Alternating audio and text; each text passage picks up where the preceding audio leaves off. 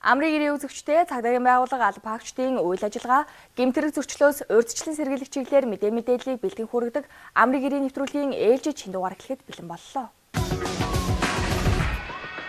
Эрүүл мэндийн яам үзүүлж байна. Зориулалтын суудал таны хүүхдийн амнасыг хамгаалах үүрэгтэй. Харин та зориулалтын суудлыг автомашинда суйрлуулж хэрэглэх үүрэгтэй. Олон улсад анх эмэгтэйчүүдийн эрхийг хамгаалах өдөртэй болох санаачлагыг Клара Цеткин гэх эмэгтэй 1910 оны ажилчин ангийн эмэгтэйчүүдийн олон улсын хурал дээр гаргаж 17 орны 100 эмэгтэй санал нэгтэйгээр дэмжсэн байдаг. Ийхүү хамгийн анх Австри, Герман, Швейцар улсууд 1911 онд энэ өдрийг тэмдэглэсэн бөгөөд үүнээс эхлэн тооцвол өдгөө олон улсын эмэгтэйчүүдийн эрхийг хамгаалах өдрийг тэмдэглэж эхэлсний 112 жилийн ой тохиож байна. Нэвтрүүлгийн энэ удаагийн дугаараар олон улсын эмэгтэйчүүдийн эрхийг хамгаалах өдрийг тохиолдуулан цагдаагийн байгууллагаас бусад төрийн болон төрийн бус байгууллагуудтай хамтран эмэгтэйчүүдийн эдийн засаг, улс төр, нийгмийн амьдралд тэгш оролцуулах, гэр бүлдээ эзлэх байр суурийг бэхжүүлэх, тэдний эрхийн төлөөх тэмцлийг шинэрч хүчээр цэнгэлэхэд чиглэсэн ямар ажил арга хэмжээг зохион байгуулан ажиллаж байгаа талаар мэдээллийг бэлтгэн хүргэж байна. Цагдаагийн байгууллагаас охид эмэгтэйчүүд хүүхд эрхийг хамгаалах чиглэлээр нэгдсэн үндэсний байгууллагын хүн амын сан, нэгдсэн үндэсний байгууллагын хүүхдийн сан, хууль зүйн дотоод хэргийн ам, Монгол улсад гэмт хэрэгээс урьдчилан сэргийлэх ажлыг зохицуулах зөвлөл, гэр бүл хүүхд залуучуудын хөгжлийн газар, нийгмийн хамгаалалт хөдөлмөрийн яам, за хүчирхийллийн эсрэг үндэсний төв, одоо гүнж төв, за хүйсийн тэгш эрхийн төв зэрэг төрийн болон төрийн бус одоо бүхэл байгууллагуудтай бол хамтарч ажилладаг. За энэ чиглэлээр үйл ажиллагаа явуулж байгаа. За мөн судалгаа шинжилгээ хийдэг их дээд сургуулиудын багш нар болон судлаач иргэдтэй одоо сүүлийн 5 жилийн хугацаанд бол хамтарч ажиллаж ирсэн. Эмэгтэйчүүдийн эрхийг хамгаалах чиглэлээр цагдаагийн байгууллагаас хүүхэд хамгаалал, хайрал хамгаал, зөв тусгал, амфренд, нэг хором зэрэг бол олон аянуудыг бол өнгөрсөн жилийн хугацаанд бол хийжсэн. За энэ удаадаг гэх юм бол одоо охид эмэгтэйчүүдийн эрхийг хамгаалах, хүүхэд хамгааллын чиглэлээр бол хүүхэд хамгаалал гэсэн аяныг бол зохион байгуулж, арга хэмжээ зохион байгуулж явуулж байгаа. За энэний хүрээнд төрийн болон төрийн бус байгууллагатай хамтарч эрсдэлт нөхцөлд байгаа эмэгтэйчүүд хүүхдийг одоо олж илрүүлэх тэдний эрхийг хамгаалах чиглэлээр бол цагдаагийн байгууллагаас ажил зохион байгуулж байна. Монгол улс эмэгтэйчүүдийг алагчлах бүх хэлбэрийг устгах тухай конвенцэд 1981 онд нэгдэн орсон. Энэ хүрээнд гэр бүлийн хүчирхийлэлтэд тэмцэх үндэсний хөтөлбөрийг засгийн газрын тогтоолоор баталсан бөгөөд Монгол улсад 2005 онд гэр бүлийн хүчирхийлэлтэд тэмцэх тухай хууль батлагдсан гарсан. Монгол улсын хувьд олон улсын эмэгтэйчүүдийн эрхийг хамгаалах өдрийг бүх нийтийн амралтын өдөр болгон хуульчилж, өргөн дэлгэр баярлан өнгөрүүлдэг уламжлалтай билээ. Тэгвэл дэлхийд дахинд энэ баярыг хэрхэн тэмдэглэдэг вэ? Оросын албаны улсад тус баярыг хамгийн өргөн дэлгэр тэмдэглэдэг бөгөөд энэ өдөр бүх нийтээрээ амарлагч баярын үйл ажиллагаа 3-аас 4 хоног үргэлжилж бэлэг дурсгал цэцгийн баглаа хамгийн ихээр зарагддаг байна.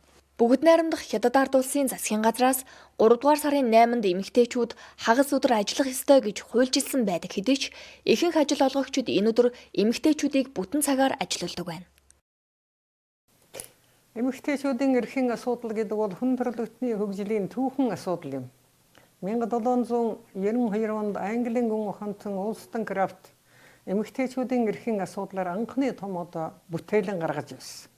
Яагаад хүн төрөлхтний бүтээж тэн төрүүлж байгаа эмэгтэй хүн эрчүүдтэйгэн адилхан эрх чөлөө тэр одоо юм ингээд байхгүй байгаа юм бэ? Энэ асуудлыг бид эргэж үзэх ёстой гэж. Тэгээ одоо бодлоо та нар Америкийн нэгдсэн улс их ардчилсан үндсэн хуулийг 1790 хэдэн онд баталсан гэж бид яриадаг шүү дээ. Яг Америк 1923 онд л эмэгтэй хүнд сонгуулийн эрх өгсөн. Монгол 1924 онд эмэгтэй хүнд сонгуулийн эрх өгсөн байна. Ингээд бодохоор бидэнд бас ярмаар юм их байгаа шүү дээ. Тэгэхээр эмэгтэйчүүдийн эрхийн тухай асуудал гэдэг бол өөрөө феминизм гэдэг бүхэлдээ шинжлэх ухаан байсан юм. Энэ асуудлаар. Энэний дараа одоо гендер судлалын шинжлэх ухаан гарч ирээд энэ феминизмын одоо гол зарим зүйлүүдийг аваад тэгээд ерөөсөө эрэгтэй эмэгтэй хөөсөд хандж байгаа хүн төрөлхтний хандлаганд ямар одоо асуудал байна уу гэдгийг энэ шинжлэх ухаан тодорхой хэмжээгээр гаргаж тавьсан байна. Энэ дотор чиний саяхан хэлж байгаа эмэгтэйчүүдийн эрхийн асуудал бол маш том баяр эзэлж байгаа ийм зүйл. Одоо баярлал гэдэг юм үг нь энэ чинь нэг сүрхий баярч биш. Эмэгтэйчүүдийн эрхийг одоо хангах, энэ талын боловсрол дээшлүүлэх, энэ чиглэлийн төр аж ахуйн байгууллагаас авах арга хэмжээг одоо ишвэ үлээ болгох ийм одоо юм хийж явах ёстой ийм өдөр байхгүй юу? Тий. Тэгвэл баярлалаа юм уу? Манайхан чинь их баярлал. Харин би ганц юм хэлье. Ажилтнаар баярлуулаад байх хэрэггүй. Гэр бүлээр нь баярлуулна гэж би зөвлөмөр байна. Тий. Тэгээ авганд гэртээ байхад нөхрийн энд гэр бүлийн юу эмэгтэйчүүдийн баяр тэмдэглүүлж болохгүй. Эхнэрийн ураад хамтад нь бүх байгууллага ингэж тэмдэглэж явах явдал бол энэ гэр бүлийн харилцаанд ч цаашдаа энэ баяр тэмдэглэх утга учирч шууд нийцнэ гэж би зориуд одоо хэлэхийг хүсэж байна. Олон улсын эмэгтэйчүүдийн эрхийг хамгаалах өдрийг өмнө нь олон улсын ажилчин эмэгтэйчүүдийн өдөр хэмээн нэрлэдэг байжээ. Улс орнууд энэ өдрийг бүх нийтийн баярын өдөр болгон тэмдэглэх болж, эмэгтэйчүүдийн эдийн засаг улс төр нийгэм гэр бүлдээ эзлэх байр суурийг бэхжүүлэхэд чиглэсэн олон талт нөлөөллийн ажил зохион байгуулдаг. За 2021 онд бол нэгдсэн үндэсний байгууллагын эмэгтэйчүүдийн эрхийг хангах одоо өдрийг тэмдэглэх энэ уриалга нь бол өнөөдөр одоо гендерийн тэгш байдлыг хангах асуудал нь маргаашийн тогтвортой байдлыг илтгэнэ гэж ингээд дэлхийн нийтэд бол уриалж байгаа. Тэгэхээр энэ уриалга нь өөрөөр хэлэх юм бол одоо гендерийн одоо тэгш байдлыг хангах ийм уриалга гэсэн үг юм байна. Тэгээ ер нь бол гендерийн тэгш байдлыг хангах гэдэг нь одоо аливаа үйл ажиллагаанд эрэгтэй эмэгтэй хүмүүс бол тэгш одоо эрэгтэйгээр оролцоно гэсэн утгыг бол илэрхийлдэг. Тэгэхээр манай одоо агийн дэлхийн зүгээс бол гендерт суурилсан хүчирхийлэлтэй тэмцэх нэгэд олон улсын байгууллагатай хамтарсан төслийг бол хэрэгжүүлж байгаа. Энэ нь бол өөрөөр хэлэх юм бол охид эмэгтэйчүүдийг бас гэр бүлийн хүчирхийлэлээс урьдчилан сэргийлэх чиглэлээр мөн одоо энэ гэр бүлийн эмэгтэйчүүдийн чиглэлээр одоо төрөөс баримталж байгаа бодлогыг хэрэгжүүлэхэд хууль тогтоомжийг бас иргэдэд сурталчлах охид эмэгтэйчүүдэд бас эрх зүйн тусалцаа дэмжлэг үзүүлэх гэдэг ийм олон талт үйл ажиллагаануудыг бол бас төлөвлөж хийж байгаа.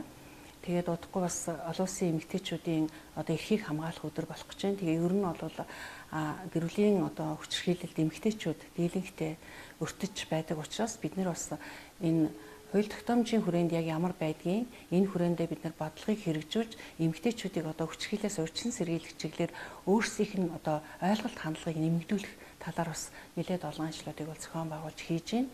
За эрэгтэй эмэгтэй хүмүүсийн тэгш эрхийн асуудал буюу гендерийн тэгш байдлын тухай ойлголт бол манад бас их ховор байгаа. Тэгэхээр одоо гэр бүлийн харилцаанд ч тэр нийгмийн харилцаанд ч тэр бүхий л одоо харилцаанд бол эрэгтэй эмэгтэй хүмүүс бол тэгш эрэгтэй, тэгш үүрэгтэй, тэгш оролцоотой байх ёстой. Энэ утгаараа бол бид нар одоо гэр бүлийн харилцаанд оролцож байгаа эрэгтэй эмэгтэй хүмүүсийн үүрэг харилцааны тухай ойлголтыг замун одоо хүүхдэд хүмүүжүүлэх эрэг зөв аргын тухай ойлголтуудыг бол түгээх ажлуудыг бол зохион байгуулж байна. Эмэгтэйчүүдийн эрх гэдэг нь хүний эрх юм. Энэ нь ямар нэгэн тусдаа ойлголт биш бөгөөд харин хүний эрхийг тэгшидлэх боломжоор хангах талаарх ойлголт юм а. За ер нь бол би одоо бас ярьж байгаа энэ нөгөө гендерийн хэвшмэл ойлголт гэдэг. Энэ гендерийн хэвшмэл ойлголт гэдэг нь бол манай улсад бол нэлээд юм одоо түгээмэл байдаг. Өөрөөр хэлэх юм бол эрэгтэй хүн одоо өрхийн тэргүүн эрэгтэй хүн бол одоо хүчтэй байна, чадaltaй байна мөн одоо эдийн засгийн хувьд ч гэсэн одоо энэ одоо эрхийн юм эдийн засгийн одоо юу гэдгийг хүчирхийлэл талаасаа энэ асуудал бол нэлээд байдаг. Тийм учраас бид нар бол эмэгтэйчүүдийг өөрсдийг нь бас чадваржуулах энэ л ажлыг бол одоо зохион байгуулахын зүйтэй гэж ингэж үзэж байгаа. За ялангуяа гэр бүлийн хүчирхийллийн хувьд бол одоо 80-90% нь бол эмэгтэйчүүд охтууд бол хүчирхийлэлд өртөөд шүү дээ. Бэлгийн хүчирхийлэлтэй зам эдийн засгийн хүчирхийлэл, сэтгэл санааны хүчирхийлэл гэдэг ингээд одоо хоёулын заасан 4 төрлийн хүчирхийлэлд бол одоо эмэгтэйчүүд дийлэнхтэй өртөөд байгаа. Тэгэхээр зэрэг бид нар бас энэ чиглэлээр эмэгтэйчүүдийг өөрсдийг нь бас одоо ойлголт хандлагын бий болгоно эрхцээ хувьд түүнээс гадна ер нь бол эмэгтэйчүүд өөрсдөө бас хөгжих ёстой энэ утгаараа бол бас ажлуудыг бол төлөвлөд явчихна. Эх орныхоо нийгэм эдийн засгийн хөгжил твшилт гар бие оролцож сэтгэл оюунаа зориулан үнэтэй хувь нэмэр оруулж буй эмэгтэйчүүд охид бүсгүйчүүд та бүхэндээ олон улсын эмэгтэйчүүдийн эрхийг хамгаалах өдрийн мэд твшүүлье.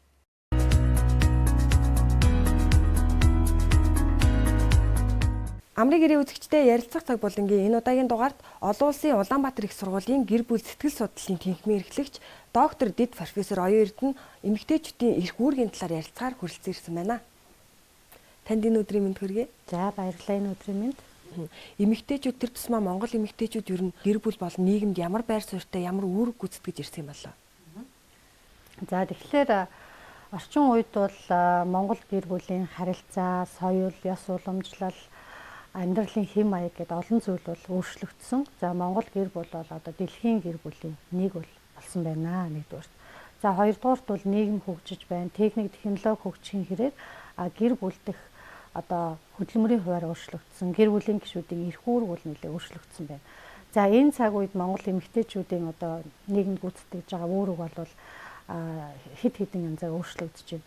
За нэгдүгээр эмэгтэйчүүд нийгэмд гүйцэтгэх үүрэг болон нийгмийн оролцоо гэдэг энэ зүйлээр бол эрэгтэйчүүдтэй яг адилхан болсон. Өөрөөр хэлбэл энэ нь улам бүр л нэмэгдсээр байна. За ийм учраас хоёрдугаарт бол хамт олон найз нөхөдтэй өөрийн хүрээлэлтэй байх, амьдралын идэх оролцоотой байх явдлыг бол одоо ажил хөдөлмөрийн талбар гэж үздэгээс хөлстэй хөдөлмөрт ажил хийх ачаалал, гэрийн эзэгтэй ачаалал хоёрыг бол зэрэг үүрсэн ийм байдалтай бол байна. За гуравдугаарт нь бол гэрийн хөдөлмөрийг үнэлдэггүйгээс эмэгтэйчүүд хөлстэй хөдөлмөр эрхэлж түүгээрээ дамжуулж гэр бүлдэх өөрийнхөө байр суурийг бол бэхжүүлэхийг оролдох болсон. За дөрөвдүгээрт бол нөхрөөс хараат бус бие даасан байх, ялангуяа эдийн засгийн эрхчлөөтэй байхыг эрмэлзэх явдал нь бол эмэгтэйчүүд улам бүр олон талын үүрэг хариуцлага хүлээхэд бол хүрэж байна. За дөрөвдүгээрт нь бол тодорхой хэмжээний өөрийн гэсэн үзэл баримтлал, үнд зүйлтэй, нэр төртэй одоо тодорхой хэмжээний нийгэмд байр суурь эзэлсэн ийм манлайлагч байх эрмэлзэлтэй эмэгтэйчүүд бол олноороо бий болж эхэлж байна. За энэ нь бол нөгөө залуу байхасаа эхлээд нийгэмд карьераа өсгөх гэсэн одоо энэ эрмэлзэл нь бол яг эрэгтэйчүүдтэй энэ зэрэгцэж нийгмийн бүхий салбарт ажиллаж хөдөлмөрлөх энэ хэрээрээ л одоо үүрэг хариуцлага нэмэгдэж байна. Тэгэхээр би юу гэж хэлэх гээд байна? Тэгэхээр эмэгтэйчүүд нийгэмд маш олон талын үүрэг оролцоотой болсон мөртлөө хизээж одоо бултах, холдох боломжгүй их хүн байх, эзэгтэй байх тэр үүргээ бол давхар одоо гүйцэтгэж байгаа нь бол маш их ачааллыг бол эмэгтэйчүүд нуруундаа үрж байна гэж хэлэх. Тэгэхээр эмэгтэйчүүд ер нь нийгэмд илүү их идэвхтэй оролцоотой болж байна гэж юм. Тэгвэл эмэгтэйчүүдэд яг ингээд нийгэмд идэвхтэй оролцох байр сууриа ингээд олж авахад ер нь тулгамдж байгаа асуудал нь юу байгаа юм бэлээ? Тэгэхээр нийгэмд ингээд идэвхтэй байхын хэрээр эсэргээрээ нөгөө эмэгтэйчүүдэд маань тулгарч байгаа асуудлууд маш их байна. За үүний хамгийн одоо нэгдүгээр асуудал маань бол юу гэхээр одоо нийгмийн үүрэг оролцоо нэмэгдэхийн хэрээр гэр бүлийн одоо асуудалтай анхаарал тавих, гэр бүлийн харилцаандаа илүү их цаг зав гаргах, хүүхдтэй цаг зав гаргах байдал нь бол багасаад эхэлж байгаа. За энэ хэрээрээ нөгөө гэр бүлийн амьдралд нь асуудал гарах. За баггүй тооны эмэгтэйчүүд бол одоо хэдийгээр гэр бүл нийгэмд одоо өндөр оролцоотой боловч гэр бүлдээ хүчирхийлэл өртөх байдал бол түгээмэл шүү дээ. Тэгэхээр танаа одоо байгууллагын статистик тоо мэдээ үзүүлэлтүүд бол энийг хангалттай харуулж идэг тийм ээ. За өнөөдөр олон улсын түвшинд бол яг эмэгтэйчүүд, хүүхэд гэр бүлийн өмнө тулгамдж байгаа асуудлыг шийдвэрлэх чиглэлээр бол 3 үндсэн арга хэмжээнүүдийг бол авч байна. За нэгдүгээрт нь бол энэ залуу гэр бүлийг дэмжих, залуу гэр бүлд эдийн засгийн дэмжлэг үзүүлэх. Ингэснээр нөгөө нийгмийн одоо оролцоог нь дэмжих, нийгэмд эзлэх байр сууриа богино хугацаанд одоо эзлэхт нь бол тодорхой хэмжээний дэмжлэг болох ийм төрлийн үйлчилгээнүүдийг бол бий болгоод хэлсэн байна. За хоёрдугаарт нь бол гэр бүлд одоо сэтгэл зүйн дэмжлэг зөвлөгөө үзүүлэх, залуу гэр бүлийг хүүхдээ өсгөж хүмүүжүүлэх үйл явцад нь бол төр тодорхой хэмжээний үүрэг хүлээж оролцоотой байх тал дээр бол анхаарч байна. Гуравдугаарт нь бол гэр бүл дэх одоо таагүй зүйлүүдийг зохицуулах, эрх зүйн зохицуулалтанд бол маш их дэвшил гарч байгаа. Ялангуяа гэр бүлийн харилцаанд гендерийн тэгш байдлыг хангах чиглэлээр бол олон зүйлүүд бол одоо хийгдэж байна. За тэгэхээр өнөөдөр бол Монгол улсад одоо хууль эрх зүйн хүрээнд, бодлогын хүрээнд бол олон асуудлууд шийдэгдсэн хэдий ч яг бодит байдал дээр бол бас асуудлууд бол байсаар л байна. Яагаад гэвэл бүс нутгийн бодлого, хөдөөгийн эмэгтэйчүүдэд хурц үйлчлэгээ, амьдралын янз бүрийн түвшинд байгаа эмэгтэйчүүдийн одоо мэдээлэл хүлээж авах, төрийн үйлчлэгээ, эрүүл мэндийн үйлчлэгээ, бусад төрлийн үйлчлэгээг хүлээж авах тэр одоо хүртэх боломж харилцан адилгүй байгаа нь бол Монгол эмэгтэйчүүдэд бас асуудал болж байгааг бол хэлхэн зүйтэй баха. Тэгэхээр цагдаагийн байгууллагаас болон төрийн бас байгууллагууд маш олон эмэгтэйчүүдийн эрхийг хамгаалах, гендерийн тэгш байдал, гэр бүлийн харилцааны тал дээр олон ажил арга хэмжээг явуулдаг. Гэхдээ яг энэ маань үр дүнгээ өгж байна уу? Эмэгтэйчүүд ер нь эрхээ яг бүрэн эдэлж чадаж байна уу? Монгол эмэгтэйчүүдийн эрхийг зөрчиж байгаа асуудал бол гэр бүлдэх хүний эрхийн зөрчил буюу цоочтой хаалганы цаана тэр хүнийг одоо нэг насаар нь сэтгэл зүйн дарамт тий энэ одоо таагүй байдал байлгаж байгаа асуудал байж байгаа. Тэгэхээр эмэгтэйчүүдийг одоо юу гэдэг нь буруутгах ч юм уу нөгөө хэвшмэл тий одоо нөгөө гендерийн асуудлыг өгшүүлдэг тий хэвшмэл юм ойлголт хандлага бол манай улсад бол байсаар байна. За энэ байдал байсаар байгаа тохиолдолд бол эмэгтэйчүүдийн эрхийн асуудлууд бүрэн хангагдахгүй юм байна гэж харж байгаа. За эрхэм зөрчигдсөн ялангуяа хамгийн их амар тайван байх ёстой, аз жаргалыг мэдрэх ёстой, хайртай дотны хүмүүсийн дэргэд байх үедээ хүчрхийлэл бүртнэ гэдэг бол энэ хамгийн одоо аимшигтай тий одоо юм сэтгэл зүйн дарамтуул байдаг. Тэгээд гэр бүлийн хүчрхийлэл төрсэн эмэгтэйчүүд бол хоёр одоо тий хэлбэртэй байдаг. Хоёр одоо сэтгэл зүйд хоёр төрлийн хэв шинжтэй болсон байдаг. За нэгдүгüүрт бол ингээд ирээдүйдээ итгэх, итгэл үнэмшилгүй, сэтгэл готролд орсон, өөрийгөө үнэлэх үнэлэмж доогуур амьдралын идэх оролцоогүй тий ийм одоо байдалтай. Ерөнхийдөө нөгөө хүчирхийллийн золиос болчихсон ийм байдалтай байдаг. А нөгөө нэг хэсгийн эмэгтэйчүүд нь хүчирхийллээ нуун дарагдуулдаг. Илүү огт хүчирхийлд өртдөггүй юм шиг дүр эсгэж өөртөө хэтэрхийх анхаарал тавьдаг. Тий аз жаргалтай эмэгтэйн дүрд өдөр болгон тоглож явдаг. Тий ийм байдалтай бол байдаг. Тэгэхээр би юу гэж хэлэх гээд байна вэ гэхээр хинч одоо тий эмэгтэйчүүд бидний эрхийг бол зөрчих ёсгүй. Таны эрхтэй зөрчигдсөн бол та амар тайван аз жаргалтай тий амьдрах, үр хүүхдээ зөв өсгөж хүмүүжүүлэх тэр нөхцөл болцоо чинь нэгэн тал хангагдахгүй л байгаа бол эмэгтэй та өөрийгөө хамгаалахын тулд зоригтой алхам хийх хэрэгтэй шүү гэж зөвлөмөр байна. Гэр бүлийн хүчирхийлэл ялангуяа ихэвчлэн дандаа хаалттай алганы цаа нуугдмал хэлбэрээр үлдэгдэг. За мөн үүнийгээ хуулийн байгууллага болон гэр бүлийн судлал сэтгэл зүйчд хандах гэр бүлүүд ер нь цөөхөн байдаг шүү дээ. Тэгэхээр тэдэнд өгөх зөвлөгөө байвал та. Тэгэхээр би эмэгтэйчүүдэд юу гэж хандаж хэлэх гээд байна вэ гэхээр гурван зүйлийг товчхондоо зөвлөмөр байна. За нэгдүгээрт одоо хүчирхийллийн харилцаатай тий байгаль бол та маш хурдан хугацаанд арга хэмжээ авах хэрэгтэй. Та хүүхдээ бодоод ч юм уу амьдралаа бүтэн авч үлдэхгээ тий энэ хүчирхийллийг төвчээд яваад ах тусам үүний хор уршиг бол хоног сараар улам нэмэгдэх болно гэдэг хэлмээр байна. Тэгэхээр та ямар нэгэн алхам хийх хэрэгтэй. За хоёрдугаарх нэг зүйл маань бол ерөнхийдөө энэ хүчирхийлэл гэдэг бол өөрөө гэмт хэрэг шүү. Дэлхийн дахинд гэр бүлийн хүчирхийлэл бол хамгийн харгас гэмт хэрэг гэж үздэг. Яагаад гэвэл хамгийн ихээр хайрлах ёстой, хайртай дотныхоо хүний эсрэг үйлдэж байгаа учраас энэ бол харгас гэмт хэрэг. Тэгэхээр та гэмт хэргийн орчинд тий амьдраад аж болохгүй, үр хүүхдээ тийм орчинд амьдруулж болохгүй. Гуравдугаарх нэг зүйл маань юу вэ гэхээр хүчирхийлэлд өртдөг эмэгтэйчүүд маш их хуурддаг. Хүчирхийлэгчийн амлалтанд хуурддаг. Дахиад хизээч ингэхгүй, миний буруу уучлаарай. Эсвэл чиний буруу чамаас олсон, чи ингээгүү байсан бол би ингэхгүй л байсан гэдэг энэ нөгөө буруутгалд бол орчихсон байдаг. Тэгээд нөгөө хүчирхийлэгчээс бүхий л бие сэтгэлээрээ хамааралтай болчдөг, холдож чаддаггүй. Ингээд одоо юу гэдгийг таалагдах, анхаарлын татах, арга ивийг олох гэсэн ийм одоо сэтгэл зүйн хамаарал бүхий нөхцөл байдалд орсон байдаг учраас өөрийгөө эргцүүлээд нэг бодоорой гэж бол хэлмээр байна. За бидэнтэй ярилцаж үнэтэй зөвлөгөө өгсөн танд маш их баярлалаа. За баярлалаа. Ярилцах цаг болонгийн энэ удаагийн дугаард олон улсын Улаанбаатар их сургуулийн гэр бүл сэтгэл судлалын тэнхимээр эрхлэгч доктор Дэд профессор Оюун Эрдэнэ оролцлоо.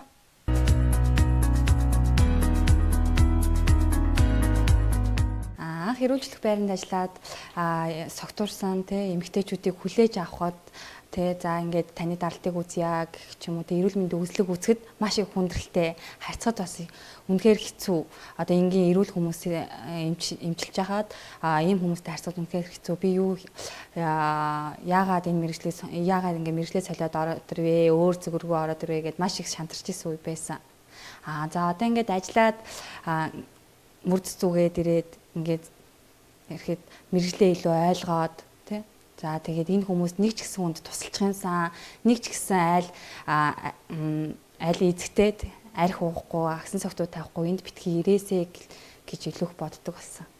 Олон улсын эмэгтэйчүүдийн эрхийг хамгаалах өдрийг тохиолдуулан бид одоо цагдаагийн албанд ажилладаг эмэгтэй албаагчдаа одоо бяцхан гарын бэлэг гардуулж байгаа. Танд тэгээд олон улсын эмэгтэйчүүдийн эрхийг хамгаалах өдрийн баярын мэнд хүргэе. За баярлалаа. Телевиз үзэж байгаа үзэгчдэд бас мэндчлэгээ төвшүүлнэ үү? За ингээд Монголынхаа нийт эмэгтэйчүүд болон цагдаагийн эмэгтэй албаагчдаа баярын мэндийг хүргэж байна. Мөн эмэгтэйчүүд минь архиар ширээгээ засах биш, хайраар ширээгээ засаарай л гэж хүсье да. Эргэн үеийн этгээдээс 102-ын тусгай дугаар дуудлага мэдээлэл хүлээн нийт нэг мэдээлэл хүлээн авахчийн дунджаас 300-аас 400 орчим дуудлага мэдээлэл хүлээж авдаг. Үүнээс гэмт хэргийн зөрчлийн шинжтэй дуудлага мэдээллүүдээ холбогдох харьяа цагдаагийн байгууллагын нутаг дэвсгэрчтэй шилжүүлэн ажилладаг. Олон улсын эмэгтэйчүүдийн эрхийг хамгаалах өдрийг тохиолдуулан бидний зүгээс цагдаагийн алба хаагчдаа бяцхан гарын бэлэг бэлдсэн байгаа. Танд олон улсын эмэгтэйчүүдийн эрхийг хамгаалах өдрийн мэндийг хүргэе телевиз үзэж байгаа нийт үзэгчдэд бас та баярын мэнд хэлэхэд төвшүүлнэ үү? Цагдаагийн албанд мөр зэрэгцэн хамт ажиллаж байгаа нийт эмэгтэйчүүдийн баярын мэндийг хүргээд Монголынхаа бүх сайхан ээжүүдтэй эрхийг хамгаалах өдрийн баярын мэндийг хүргье. Тэгээд цагдаагийн ерөнхий газартайгаа хамтарч бид нар бас энэ гэр бүлийн хүчирхийлээс урьдчилан сэргийлэх чиглэлээр бол бас энэ сургалт сурталчилгааны ажлуудыг одоо хийж байна. За дээр нь нэмээд цагдаагийн байгууллагын одоо хүүхдийн байцаагчид болон энэ чиглэлээр ажилладаг одоо мэрэгчлэтнүүдтэй манай гэр бүлийн мэрэгчлэтнүүдийг бид нар бас чадварцуулах сургалтуудыг бас хамтар зохион байгуулахаар 2022 оныхоо төлөвлөлтөнд бол оруулсан байна.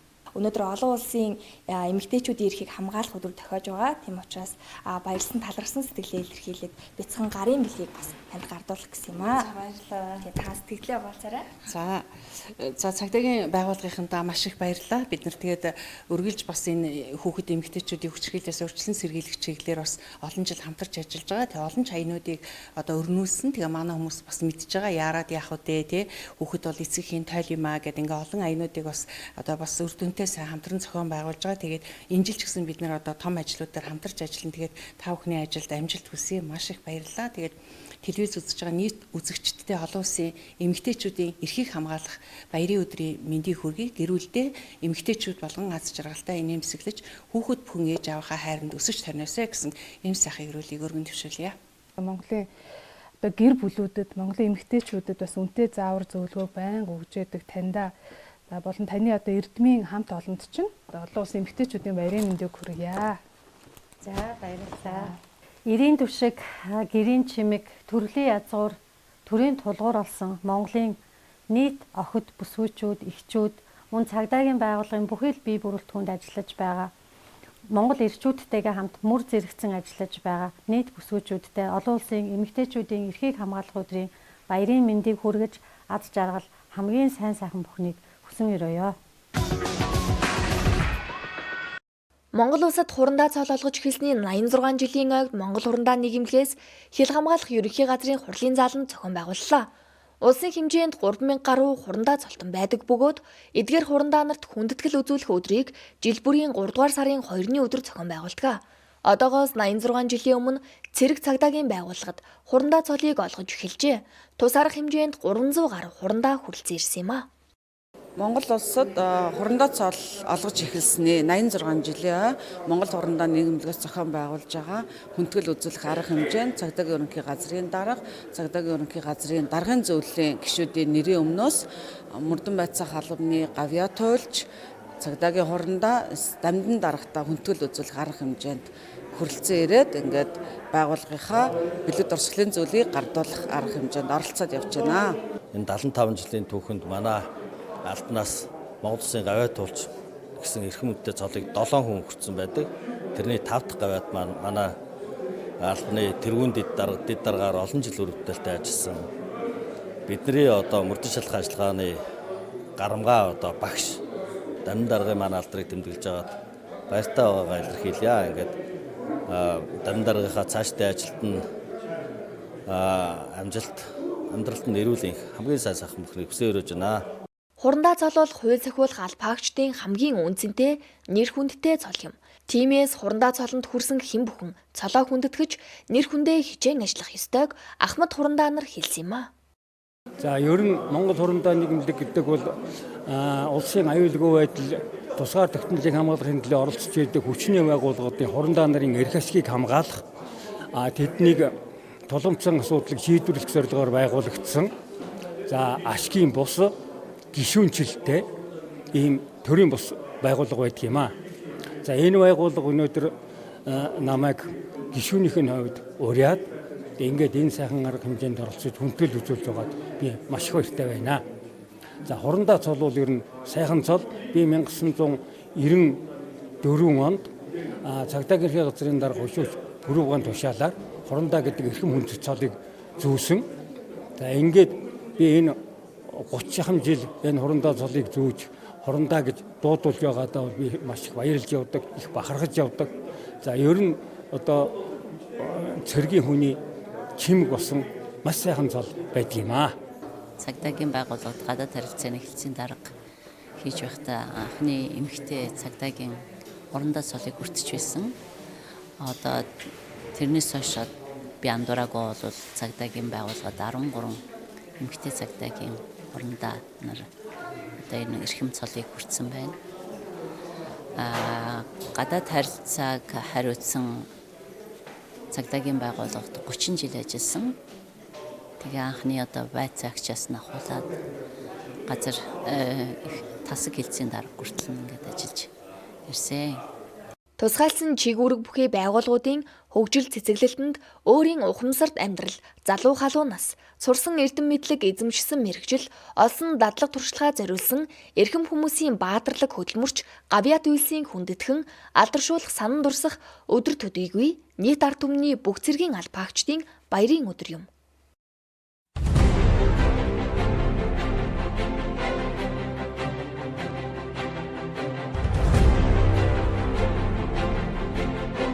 Тээврийн цагдаагийн албанаас улсын хэмжээнд урьдчилан сэргийлэх ажил хариуцсан албаагчдын зөвлөлдөх уулзалтыг энэ сарын 1-ний өдөр зохион байгууллаа. Дундгой аймгийн цагдаагийн газраас аймгийн өмгөөллийн холбоотой хамтран таньныг сонсъё тань туслын өдрөлийг зохион байгуулж, иргэд олон нийт хүүхдүүдэд гэр бүлийн хүчирхийлэл, хүүхдийн эрхийн зөрчлийн талаарх мэдээлэл хүргэж, иргэдээс ирүүлсэн санал хүсэлтийг сонсох, зөвлөгөө мэдээлэл хүргэх ажлыг зохион байгууллаа. Хинтээ аймаг дахь цагдаагийн газраас хууль эрх зүйн мэдлэг олгох 1 сарын 1-ны хүрээнд аймгийн боловсролын газартай хамтран Хэрлэн сумын Тэмүүжин цогцлбор сургуулийн 115 багш ажилчдад зөрчлийн тухай хуулиар сургалт зохион байгууллаа. Мөрдөн байцаах албанаас хүний эрхийн үндэсний комисстэй хамтран албаагчдын хүний эрхийн боловсролыг дээшлүүлэх, мөрдөн шалгах ажиллагаанд мэргэжлийн мэдлэг ур чадварыг сайжруулах, хүний эрхэд суурилсан хандлагыг хэрэгжүүлэхэд арга зүйн дэмжлэг үзүүлэх зорилгоор хүний эрхэд суурилсан хандлага сэдв сургалтыг зохион байгууллаа. Багнуур дүүргэх цагдаагийн хэлцээс дүүргийн энэрэлт үйлцийн өрхийн эмнэлэгтэй хамтран албаагчдыг эрүүл мэндийн урьдчилан сэргийлэх үзлэгт хамруулж, тандал судалгааг авч, биеийн индексийг тодорхойлж зөвлөгөө мэдээлэх ажлыг зохион байгууллаа. Ховд аймаг дахь цагдаагийн газрын албаагчид гэр бүлийн гишүүдэд орчин үеийн техникийн ололт, инновацид тулгуурлан бүтээгдсэн виртуал музейг үзүүлж, цагдаагийн музейн шилдэг 100 үзмэр, цагдаагийн албаагч албадын үйл ажиллагаа, Монгол орны үзэсгэлэнт байгаль, уул ус гол мөрөн эртний түүхт, хар хорин хот, дэлхийн хамгийн том ан амьтад, хүний биеийн анатом, цөмийн болон цахилгаан цэгийн урвал зэрэг контентоор аялаллаа.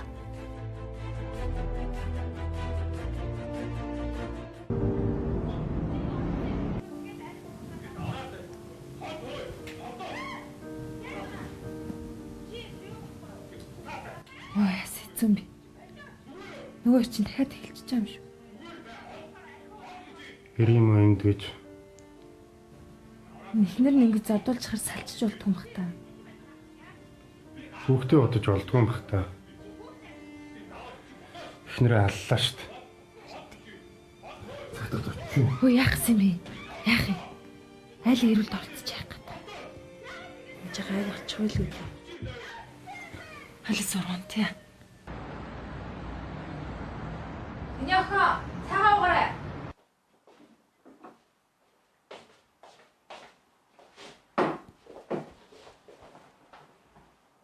Чи над уцаа болоод цагаан уу?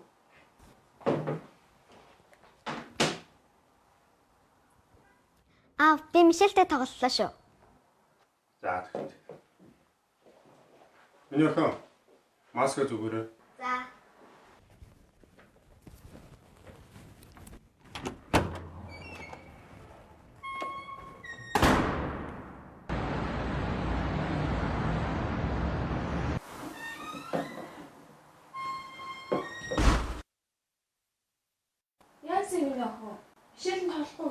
Тийм ээ, өчигдөр шөнө аав нь согтуу ээжийг нь зодоод ээж нь өвдөд эмнэлэг тавьсан гинэ. Миний амиа утас өчүүхэн зангаас л боллоо. Хэрвээ би цагтаа дуудсан бол энэ эмэгтэй хөвтөр тортлоо цодуулахгүй л байсан да. Та гэр бүлийн хүчирхийллийн талаар 102, 107, 108 дугаарын үтсэнд мэдээлэлээрэй.